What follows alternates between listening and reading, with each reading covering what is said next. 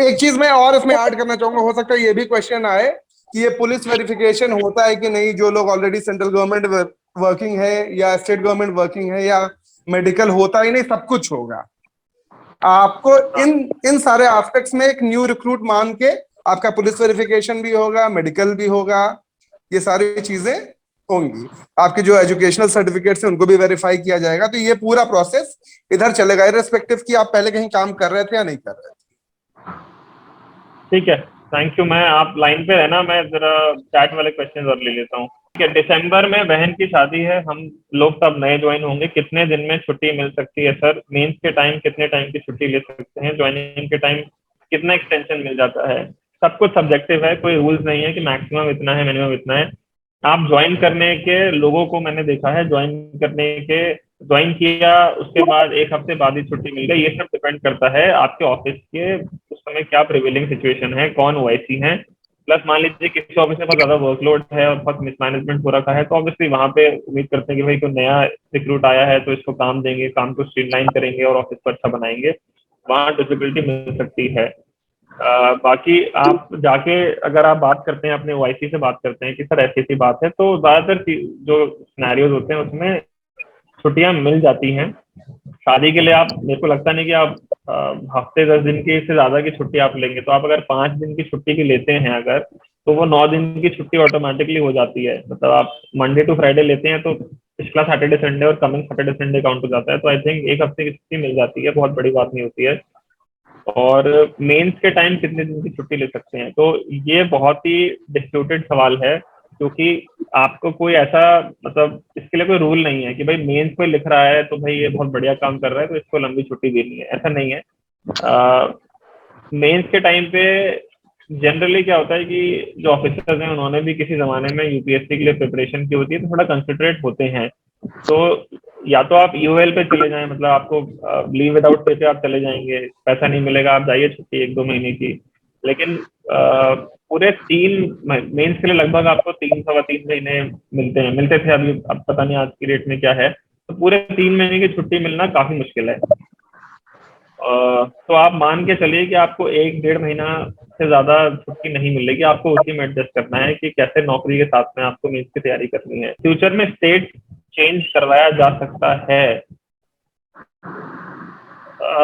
अभी क्या है कि ट्रांसफर पॉलिसी आ गई है, जैसे मैंने बताया, तो इलेक्ट्रॉनिक सॉफ्टवेयर बन रहा है, बन गया है काफी हद तक, उसमें कुछ चेंजेस होंगे अभी। तो एक बार आप कहीं पे किसी स्टेट में चले गए हैं, तो वैसे तो आप उस स्टेट में ही रहेंगे, उस जोन में रहेंगे। लेकिन हाँ, अगर कोई स्पेशल ग्राउंड है, जैसे कि आपके स्पाउस भी वर्किंग हैं, और या कोई घर में मेडिकल इशू है, सिंगल एम्प्लॉय है जिसका बच्चा है, इस तरह के कुछ कुछ क्राइटेरिया हैं जिसके बेस पे आप रिक्वेस्ट ट्रांसफर के लिए अप्लाई कर सकते हैं। अदरवाइज आप जिस स्टेट में जाते हैं उसी स्टेट में रहते हैं। सर 4-4 ईयर्स में जो ट्रांसफर होंगे वो विद इन जोन ही होंगे ना?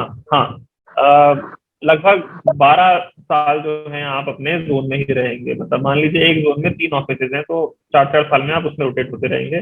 फिर 12 साल के बाद आप उस जोन से बाहर जाने के लिए भी लायबल हैं। ये अभी जो ट्रांसफर पॉलिसी आई है उसमें है। ऑल्दो उस पॉलिसी में बहुत सारे कुछ कुछ डिस्प्यूट चल रहे हैं, कुछ कोर्ट केसेस भी हैं, तो उसको उसमें कुछ मॉडिफिकेशंस आने के चांसेस हैं।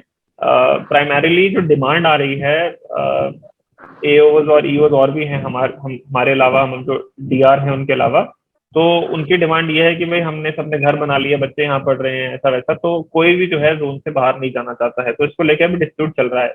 बट रूल पोजीशन अभी फिलहाल ये है कि 4-4 साल में ट्रांसफर होंगे जोन के अंदर, और 3 टेन्योर, मतलब 12 साल के बाद आप जोन से बाहर भी जा सकते हैं। इंटर जोन ट्रांसफर होता है, हाँ, जैसे आंसर इसका मिल गया आपको, होता है तो कितने टाइम में? 12। प्रेफरेंसेस में जोन भरी जाएंगी या स्टेट? प्रेफरेंसेस में स्टेट भरे जाते हैं, जोन नहीं भरे जाएंगे, स्टेट भरे जाएंगे। एक जोन में कितने साल रहते हैं before transfer to other zone? वो भी आंसर हो चुका है, 12 साल। 16 साल वाला क्लॉज भी है, वो काफी टेक्निकल है, मतलब अभी वो पॉलिसी भी आपके साथ शेयर कर देंगे, आपके लिए इजी होगा समझना।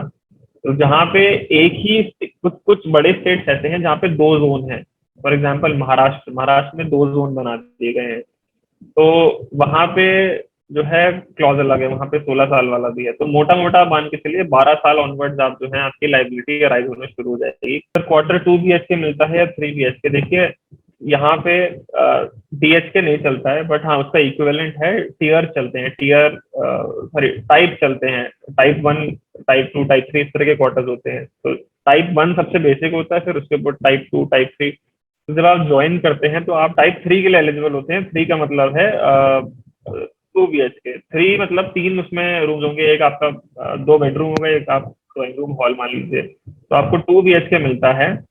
और ये डिपेंड करेगा अवेलेबिलिटी पे। जैसे कि जब मैंने ज्वाइन किया था तो हमारे यहाँ पे मैं एलिजिबल था टाइप 3 के लिए, आप सब लोग एलिजिबल टाइप 3 के लिए हैं, लेकिन क्योंकि वहां पे टाइप 3 क्वार्टर था ही नहीं, तो हमको जो है, मेरे को और एक बैचमेट है, उनको टाइप 2 मिला था। टाइप 2 होता है 1 BHK, मतलब 2 कमरे, 1 BHK में 2 कमरे होते हैं, एक हॉल हो गया, एक बेडरूम हो गया। सीनियोरिटी कैसे काउंट होती है, इसका सवाल अभी मिल गया था। हमारी सीनियोरिटी जो है रैंक के हिसाब से होती है। बैच की बात करें, सबसे पहले मान लीजिए आपका जो रैंक 1 है वो सीनियर होगा, रैंक 2 से, 2, 3 से ऐसे करके चलेगा।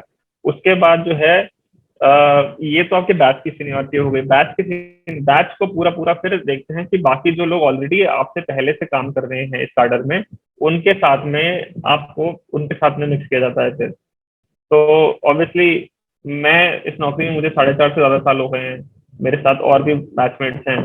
उसके बाद कुछ लोग जो है सीनियोरिटी कोटा से प्रमोट हुए हैं, तो वो लोग हैं। उसके बाद फिर आप लोग आएंगे, तो उसमें फिर रेशियो चलता है कि रोटा कोटा बोलते हैं उसको, 2:1:1 का। वो बहुत टेक्निकल है, आई थिंक उसके लिए भी बहुत समय है समझने के लिए। बट मोटा मोटा समझिए कि बैच में रैंक के हिसाब से सीनियोरिटी होगी। आपका जो रैंक 100 है वो सीनियर होगा रैंक 200 से। और फिर पूरा पूरा बैच जो है, हमारा बैच जैसे 2017-18 का है, तो आपका बैच, हम पूरा पूरा बैच ही हमसे जूनियर है, और बीच में सीनियोरिटी कोटा से जो प्रमोट होके लोग हैं वो हैं।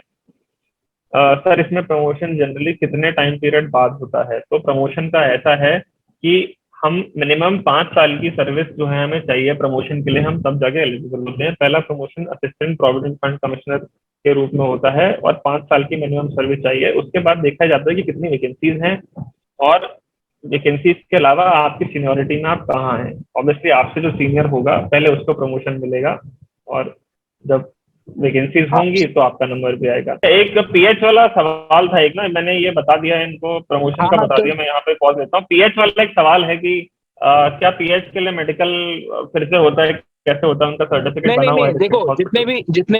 जितने भी पीएच कैंडिडेट होते हैं, तो जैसा सबका मेडिकल होता है, फर्स्ट फेज में सबका सेम होता है, कुछ अलग नहीं होता है, ठीक है। जब आप ज्वाइन कर लेते हैं, है ना, ज्वाइन करने के बाद आपका मेडिकल सर्टिफिकेट वेरीफाई होता है। जैसे पुलिस वेरिफिकेशन हम लोग के ज्वाइनिंग में बाद तक चलता रहता है, 6 महीने साल भर, ऐसे ही मेडिकल सर्टिफिकेट चलता रहता है। मतलब डिपार्टमेंट क्या कहता है, आपने डिक्लेयर किया, आप आए, हम मान रहे हैं, बात खत्म। वो थर्ड पार्टी वेरिफिकेशन ईओ के द्वारा होता रहता है। क्यों? क्योंकि जो हैंडीकेप्ट होते हैं ना, उनका टीएविल डबल होता है ना, ट्रेवल अलाउंस उनको डबल मिलता है, तो वो वेरीफाई होने के बाद ही मिलता है। तो इसलिए जो फर्स्ट फेज में जितने भी लोग आते हैं, चाहे वो हैंडीकैप हो नॉर्मल हो, सबका एक ही तरीके से सर्टिफिकेट वो होता है मेडिकल, बस कुछ भी अलग नहीं होता है ना, ठीक है। और कोई सवाल सर? ठीक है। हाँ फिलहाल ये था आपके जो स्पेसिफिकली आप अच्छा आंसर कर। ईओ टू एपीएफसी कितने साल लगेंगे प्रमोशन के लिए? ये बहुत सब्जेक्टिव क्वेश्चन है। मैंने बताया 5 साल की मिनिमम सर्विस चाहिए होती है, तब जाके आप एलिजिबल होते हैं। हर पोस्ट पे किसी भी कार्डर में, चाहे ग्रुप डी हो चाहे ग्रुप ए हो, रिक्रूटमेंट रूल्स होते हैं जिनको हम आरआर बोलते हैं। हर कार्डर के हर पोस्ट के आरआर में लिखा होता है कि या तो ये इसमें डायरेक्ट रिक्रूटमेंट होगा तो वो कैसे होगा, कौन सी ऑर्गेनाइजेशन कराएगी या क्या है, और अगर सीनियोरिटी से कोई बनेगा तो कितने साल की सर्विस चाहिए। तो एपीएफसी के आरआर में लिखा हुआ है कि जो 5 साल ईओ या एओ रहता है वो एलिजिबल हो जाता है। इन जनरल जो है टाइम जो है वो डिपेंड करता है कि आपकी सीनियोरिटी पे और कितनी वैकेंसीज अवेलेबल है उस पर। हमें जैसे 4.5 साल हुए हैं अभी तक सर्विस में, तो हम लोग नेक्स्ट जनवरी जो हमारा बैच है, तो नेक्स्ट जनवरी में हम लोग जो है 5 साल की हमारी सर्विस हो जाएगी, और हम लोग एलिजिबल हो जाएंगे एपीएफसी बनने के लिए। विद टाइम ऑर्गेनाइजेशन एक्सपैंड होगी, बहुत सारे लोग अब डिमांड कर रहे हैं कि हमारे डिस्ट्रिक्ट में ईपीएफओ का ऑफिस होना चाहिए। और जैसे जैसे लोगों की डिमांड्स बढ़ रही हैं, गवर्नमेंट को भी स्टेप अप करना पड़ता है, ऑर्गेनाइजेशन को भी स्टेप अप करना पड़ता है। तो ऑफिस बहुत खुलेंगे तो वैकेंसीज आएंगे। Central government employ will get pay and pension protection, yes, ये आंसर हम पहले कर चुके हैं। पे प्रोटेक्शन मिलता है जब आप कहीं से टेक्निकल रेजिग्नेशन देके आते हैं। ऐसे में 2000 हर जगह पे मिलेगी या नॉन सीजीएचएस एरियाज में ही मिलेगी एज पर रूल। अगर सीजीएचएस मिल रहा है तो ऐसे में नहीं मिलेगा, ऐसे में मिल रहा है तो सीजीएचएस नहीं मिलेगा। तो अगर आप ऐसी जगह पे है जहाँ पे सीजीएचएस फैसिलिटी है तो वहाँ ऐसे में नहीं मिलेगा।